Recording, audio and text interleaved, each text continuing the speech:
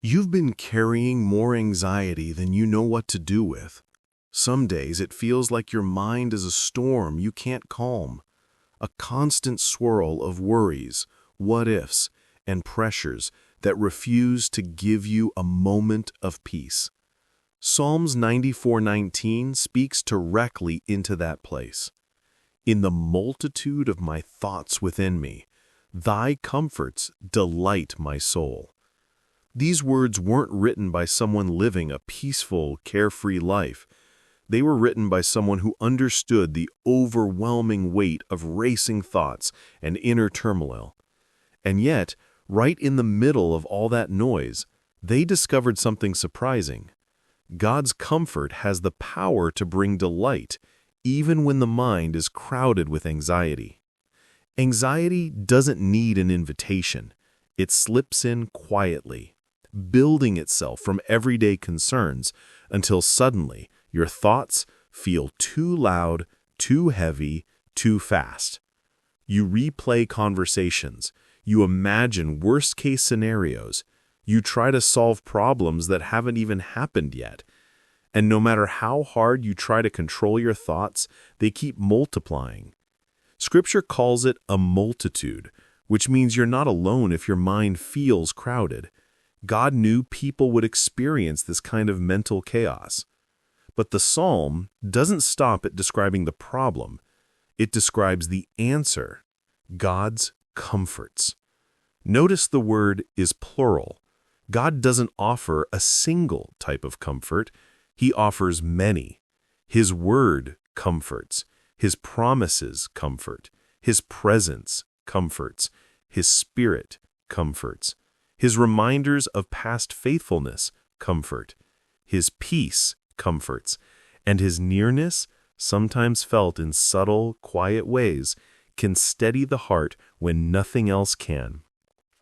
God's comfort isn't like the world's comfort. The world distracts, numbs, or entertains for a moment, but when the distraction fades, the anxiety returns. God's comfort reaches deeper. It doesn't only soothe emotions, it steadies the soul. It reminds you that your life isn't held together by your own strength, but by His. It shifts your focus from everything that could go wrong to the one who is always right there with you. His comfort tells you you're not alone.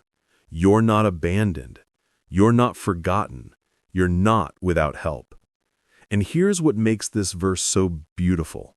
It doesn't say God's comfort removes every overwhelming thought. It says His comfort delights your soul in the middle of them.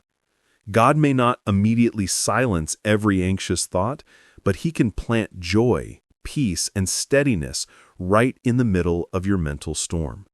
His comfort is not dependent on your circumstances changing. It works even when nothing around you has shifted. Think about a child climbing into a parent's lap after a long, fearful, stressful day.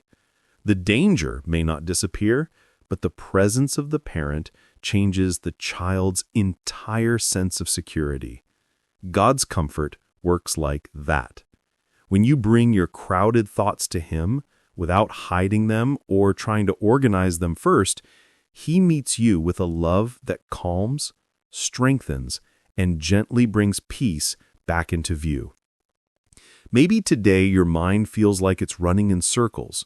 Maybe you've been trying to pretend you're okay, trying to push through on your own. But God isn't asking you to carry your anxiety alone.